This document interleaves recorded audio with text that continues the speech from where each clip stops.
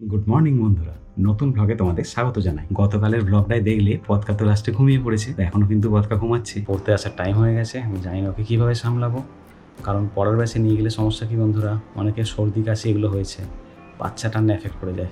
বুঝতে পারছি না কী করবো এখন। দেখো বন্ধুরা, আর এক বিপত্তি, আর এক চিন্তা মাথায় সবসময় মাথার মধ্যে ভয়ানক চিন্তা করছে। যেরকম ওরা একটুখানি দুধার রয়ে গেছে, মায়ের পাম্প করা দুধ 30 ml, তখন যেটা দিয়েছিলাম 80 ml থেকে পুরোটা হয়নি, 30 ml রয়ে গেছে।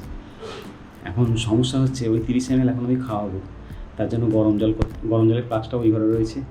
মা যে ঘরে ছিটকিনি দিয়ে শুয়ে আছে, মায়ের ঘরটা দিয়ে ওর ফর্মুলা মিল্কের কৌটো, ওর বিসলেরির জলের বোতল, যেটা দিয়ে ফর্মুলা মিল্ক বানাবো, ওগুলো সব ওখানে।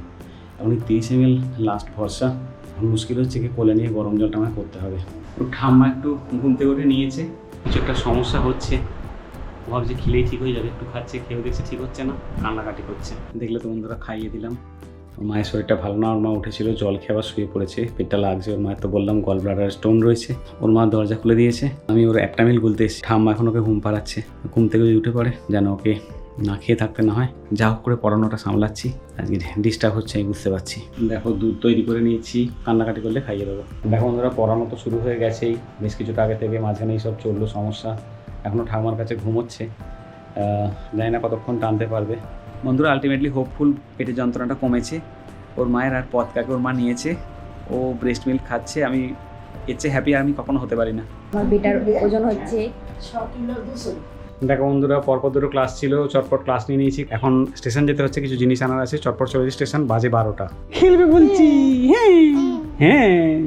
দেখো বাজার থেকে চলে এসেছি, এসে দেখলে পদকা খেলছে, আমি পদকার অ্যাপটামিলটা গুলে ফেলি। অ্যাপটামিল রেডি হয়ে গেছে। সবচেয়ে বড় ব্যাপার হচ্ছে ও কখন খায় সেটা দেখি, চেষ্টা করবো আমি খাইয়ে দেওয়ার। লোকে হিসু করে জামা ভেজায়, এই জামা তুলে খেয়ে জামা ভিজিয়ে দিচ্ছে, এটা জামা পাল্টানো হয়ে গেল। তাছাড়া একের নাগারে কাঁথাও ভিজিয়ে চলেছে, তাই দুপুরবেলা আজকে পড়াই না ডাইপার, দুপুরবেলা একটা ডাইপার পরিয়ে দিচ্ছি। বলো, হিসু থেকে আটকানোর জন্য আমাদের এই চেষ্টাটা তোমার কেমন লাগছে? দেখো ফার্স্ট ক্লাস করে ডাইপার করে দিয়েছি, কিছুক্ষণ আমাদের হিসু কোম্পানির ম্যানেজারের কাছ থেকে ইস্তফা।